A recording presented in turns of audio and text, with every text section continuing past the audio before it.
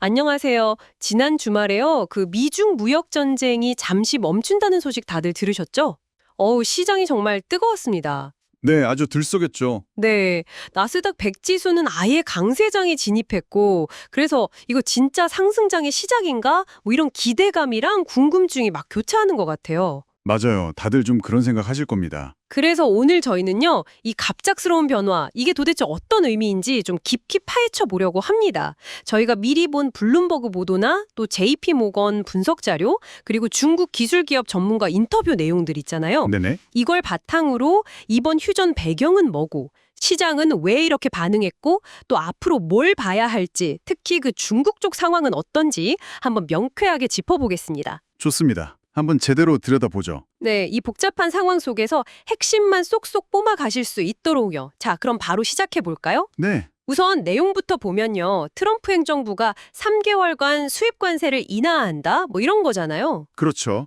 일단 시간을 좀 벌겠다 이런 거죠. 양국이 좀 더 진지하게 얘기해 볼 시간을요. 맞아요. 근데 이 소식 나오자마자 시장 반응이 정말 빨랐어요. 네, 아주 즉각적이었죠. 나스닥 100이 4월 저점 대비해서 20% 넘게 그냥 확 뛰면서 강세장 들어갔고 S&P 500도 마찬가지고요. 네, 블룸버거 기사 봐도 그렇고 특히 반도체 주식이나 웨이페어 같은 그동안 좀 눌려있던 소매업체 주가들이 눈에 띄게 올랐어요. 아, 역시 그쪽이 민감했군요. 네, 그 반응의 핵심 이유는 역시 그거죠. 최악은 피했다는 안도감. 아하. 그 전면적인 무역 전쟁으로 확 커지는 거. 그게 사실 제일 무서운 시나리오, 뭐 꼬리 위험이라고 하잖아요. 그게 일단 사라졌으니까 투자자들이 좀 숨을 돌린 거죠. 그렇죠. JP모건 분석에서도 그런 얘기가 있었던 것 같아요. 그 불안감이 확 안도감으로 바뀌었다고요. 맞습니다. 4월 내내 시장을 짓눌렀던 그 관세 불확실성에 대한 공포가 뭐랄까 단숨에 사라진 듯한 느낌이었죠. JP모건 분석에서 재밌는 건 이 반전 속도예요. 속도요? 네.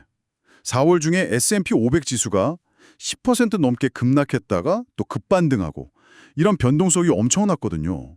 그만큼 이 관세 문제에 다들 예민했다는 거죠. 아, 그 불안감이 해소되니까 바로 그냥 금이나 필수 소비재 같은 데서 돈 빼서 기술주, 소매주로 확 몰려갔군요. 그렇죠. 자금 이동이 아주 빨랐습니다. 근데 그 즉각적인 환호는 뭐 이해가 되는데 JP모건 분석에서도 딱 짚었듯이 그래서 이게 진짜 상승장의 시작이냐? 이 진로는 계속 남는 거죠. 네, 맞아요. 너무 단기간에 또 너무 많이 오른 거 아니냐 이런 걱정도 있고요. 그렇죠. 그럴 수 있습니다. 특히 이번 주에 나올 그 인플레이션 데이터, CPI 발표가 되게 중요할 것 같아요. 아, 네. 중요하죠. 그리고 블룸버그 인터뷰에서도 봤는데 이미 부과된 관세 영향이 좀 시간차를 두고 나타날 수도 있다면서요. 바로 그겁니다. 그 불확실성이 여전히 남아있는 거죠. 이게 그냥 단기적인 안도렐리일 뿐이다. 경제 펀더멘털 자체가 뭐 극적으로 좋아진 건 아니다. 이런 시각도 만만치 않아요. 그렇군요. 전에 이미 물건을 막 사재기 해버려서 소매 판매가 생각보다 별로다. 이러면 분위기가 또 확 차가워질 수 있죠. 아, 그럴 수도 있겠네요. 미리 사뒀으면 당분간 안 살 테니까요. 네, 실제로 JP모건은 지난 1분기 미국 GDP 감소 원인 중 하나로 수입이 확 늘어난 걸 꼽았는데 이게 혹시 관세 인상 전에 미리 사들인 효과일 수도 있다. 뭐 이런 분석도 내놨거든요. 흥미로운데요? 그리고 연준 태도도 봐야죠. 시장은 뭐 연내 금리 인하 2번 정도 기대하는 분위기인데 물가라 고용 지표가 좀 뒷받침을 해줘야 가능하겠죠. 아직은 좀 불확실합니다. 네. 미국 시장은 뭐랄까 안도와 불안이 좀 같이 있는 느낌인데 이럴 때 중국 쪽 상황도 좀 봐야 할 것 같아요. 그렇죠. 중요합니다.